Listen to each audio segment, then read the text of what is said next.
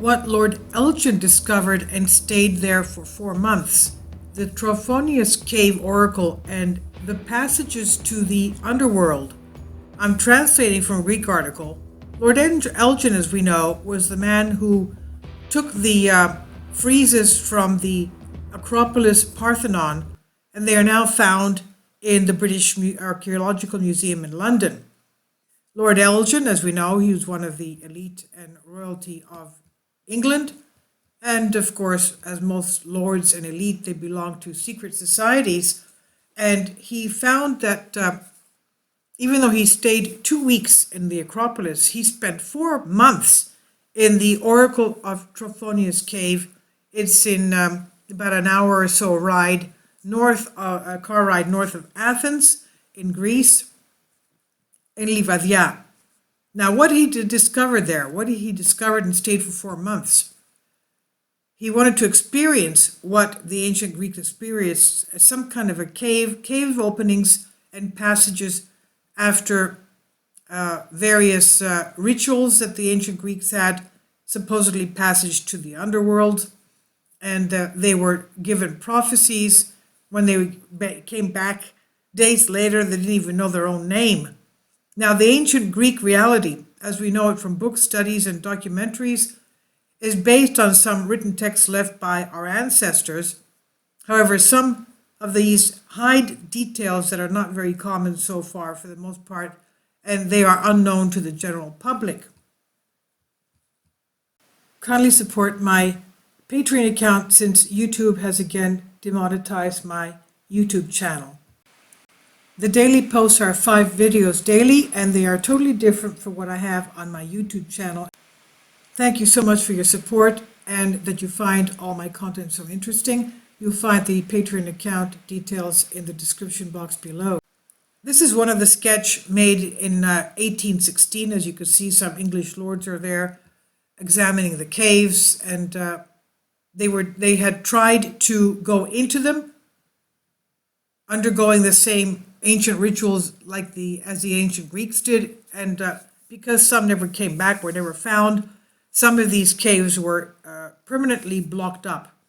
And this is a picture of some of these caves, one of the openings. Now, one of them, a very characteristic work, is by the works of Pausanias of the ancient Greek, which, as we'll see, seems to be related to the stay of Lord Elgin for several months in the same area, in this area of the caves, Trophonio Oracle Caves. From the ancient guides of Pausania, we learn all the details for each place he visited throughout Greece, and we learn what happened in the everyday, but also in the mystical reality of the time he lived in. Also, some additional information from the distant past. So we read in Pausanias about the Oracle of Trophonia and the Trophonian caves, which is located in the center of Livadia, that there was a place where visitors entered a booth after they had initially done a complete purification ritual of certain days in order to visit the oracle. The instructions they received were very clear, as there was a great risk of even losing their lives by taking part in this. There was a hole, let's call it simplistically a well where visitors lay on the ground and put their feet in the hole for a while, and the hole sucked them in like it was a vacuum cleaner, and they went into the underground in this way, through some kind of a strange passage. During this time, they saw visions as they were carried away by the wind that sucked them through this hole. They communicated with, quote-unquote, deities and other entities. The future was also revealed to them, and much more. And when this journey of theirs was over, this experience was over, after all this, they were returned to the exit of the hole. They did not remember anything, not even their own name. They couldn't even smile for a month after that. Now, not how they got there, not where they came from, not where they went, not even what they were told. A characteristic detail is that they did not smile. They had lost their laughter for about a whole month. This is according to what Pausanias wrote down in his records. And it was said that he also had this experience. He went through this. Now, in order to return to their normal state as they were before entering the hole, they had to go through a reverse process for some days to gradually remember everything they had forgotten. These ancient priests and special envoys recorded in detail all the experiences of each one that went through this ritual. Pausanias says that he tried it himself, but the priests were forbidden to talk in detail about his experience.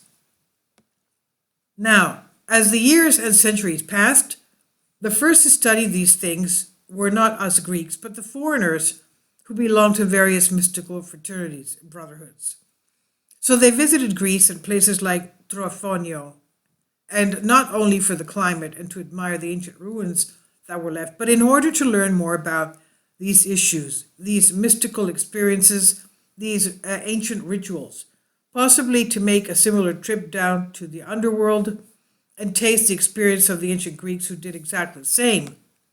One of them seems to have been Lord Elgin, known for seizing the important marbles from the Parthenon.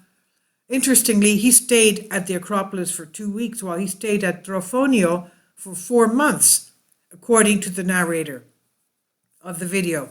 Now, in fact, in Livadia, there is still the watch that Lord Elgin donated to the Turkish Agades, the Pasades, in order to gain access to excavations that he made there in 1803.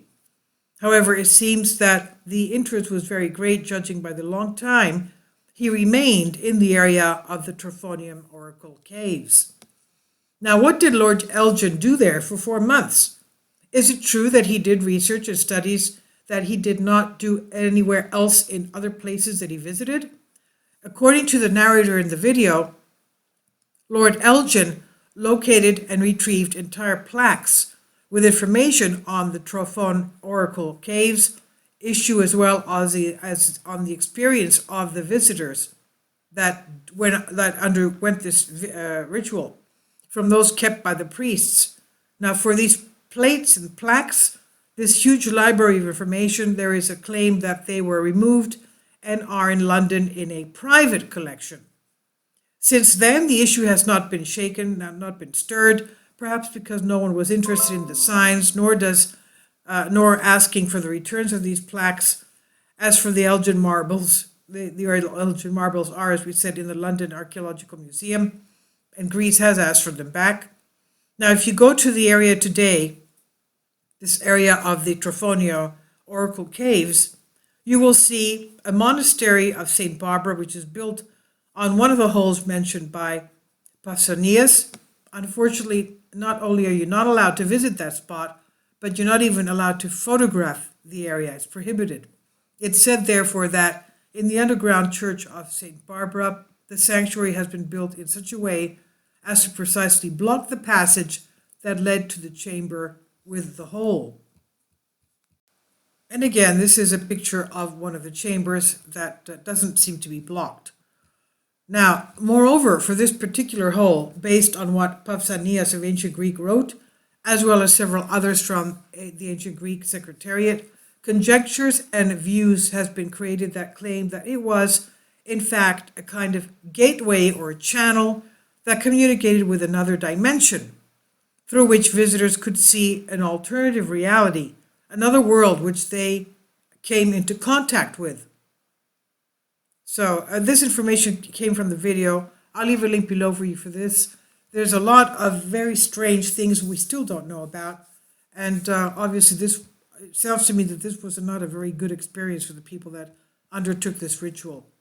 But Lord Elgin and his group found it interesting enough that they took the plaques and have them in a private collection in England. Please leave your comments, and thank you for your support.